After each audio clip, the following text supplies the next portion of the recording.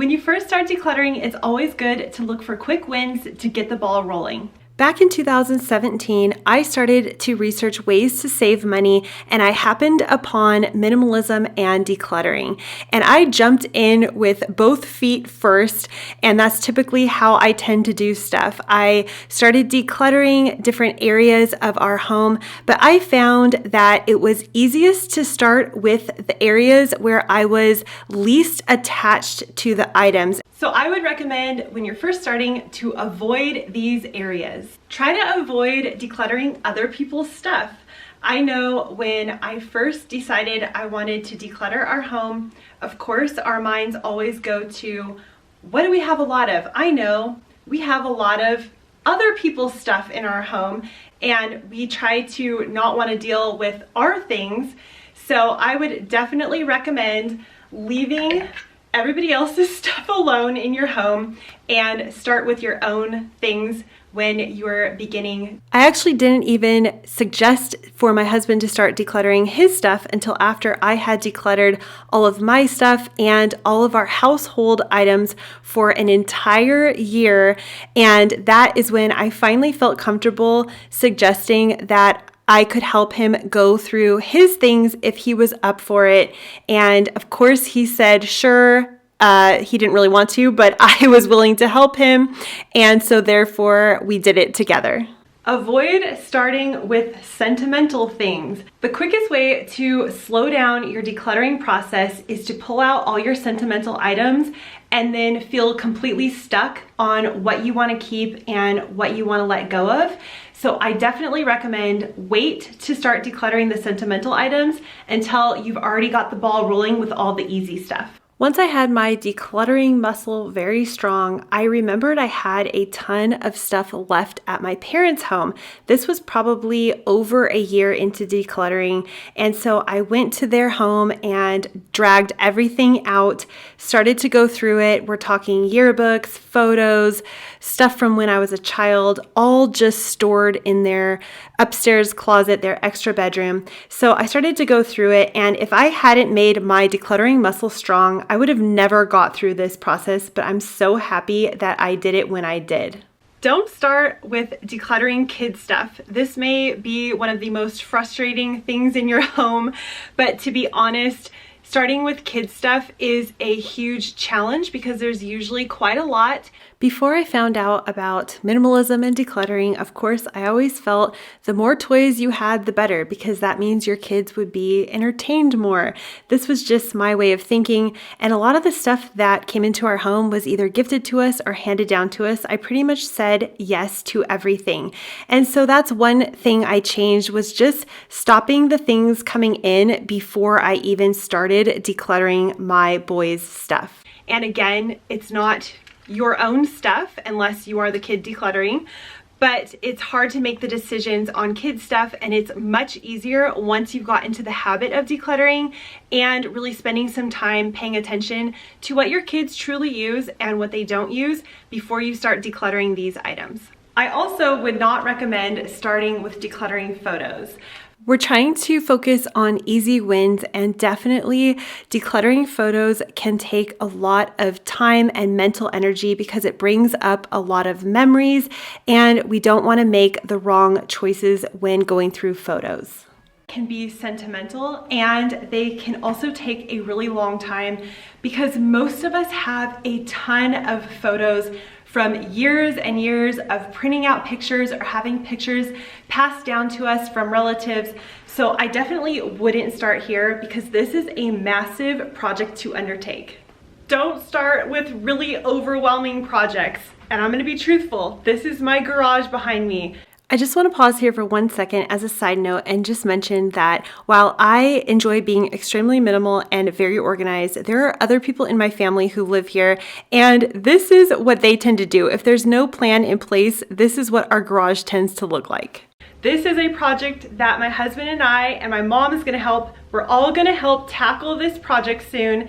This is my husband's tools that he works with every day, and we need a solution for this garage.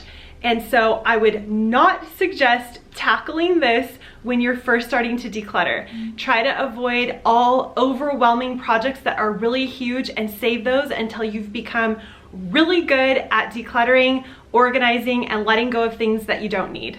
Don't start in your favorite spot in your house. Your favorite spot may be your office, it may be your bedroom, or it may be your kitchen. You might think that this is the best place to start because you're always in there. But I think that we are more attached to the items in the places that we truly love more than any other place in our home. So I think it's best to not start in those places because it's harder to let go of those items. This could be any place in your home that is really your favorite place to hang out, and I would save that till you are really good at decluttering. Don't start decluttering in your attic or basement. And again, that's just because those places can be extremely overwhelming. We live in Southern California, so basements are really uncommon. So I'm showing you my garage again, and of course we don't really have an attic space as well, but we do all of our storing of everything in our garage, which tends to be the most overwhelming space, and that's because we use it all the time as well. So again, I'm just suggesting to avoid these really big projects, and I did not start decluttering this area until we were really far into our decluttering journey. Hard to get to the items in a lot of cases, and they usually hold a ton of sentimental items or holiday seasonal items that you like to store away.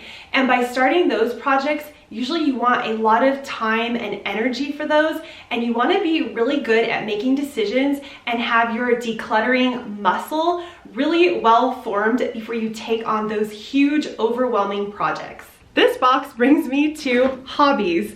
I am a painter when I have the time, but I would not recommend starting by decluttering all the things that you keep for your hobbies. This is just so hard to decide what you want to keep, what you still want to do. It takes a lot of time and energy to figure that out. So I would definitely recommend steering clear of decluttering all the hobby items. Unless you know for sure that you never want to do that hobby again, then of course go for it. But to be honest, it can be hard to decide if you really want to get rid of those items.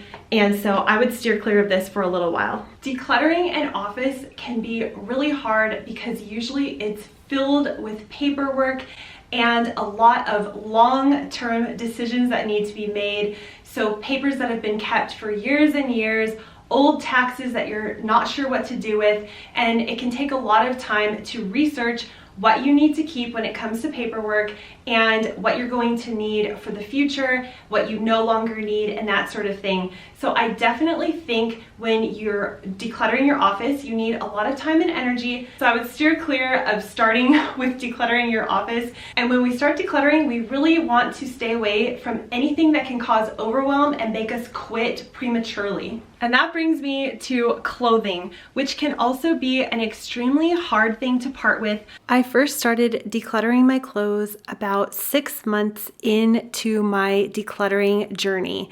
And I would go through my closet, pick out all the things that I felt I no longer needed or wanted, but then I would find myself finding more and more things as time went by. I love decluttering slowly in this fashion because it's like peeling an onion. You get rid of the obvious layer at the beginning, and then you can dig deeper and deeper and shed more and more layers. And this is how I approached my closet when I was going through my clothing. And it wasn't always easy, but it got the job done over time. A lot of us are sentimentally attached to some of our clothes, even if we're not wearing them, but we've had them forever and we feel that need to keep them. It can also be extremely overwhelming if you have a lot of clothes. I definitely recommend saving the project of decluttering clothes until you are really good at decision making. So where should you start decluttering? Think of the places where you have the least attachment to the items that you want to go through. So I would think sock drawer, or your bathroom cabinet, your bathroom drawers, or even a junk drawer, or maybe your linen closet or your towels. Just places where you are not attached to items, where you can make easy, quick decisions on what to keep and what to get rid of. And of course, with all advice, you have to do what is good for you. And I feel when it comes to everything, there are no rules. These are just some suggestions to make it easier so you can stick with the decluttering process when you first start out. Also, you must start where you feel the most inspired. So if that is starting in your kitchen or starting in your office, your bedroom, your clothes, wherever you're going to feel the most motivation and feel the most inspired to start decluttering, I feel, of course, that is where you're going to want to start. Thank you so much for joining me, and I will see you in the next video. Bye.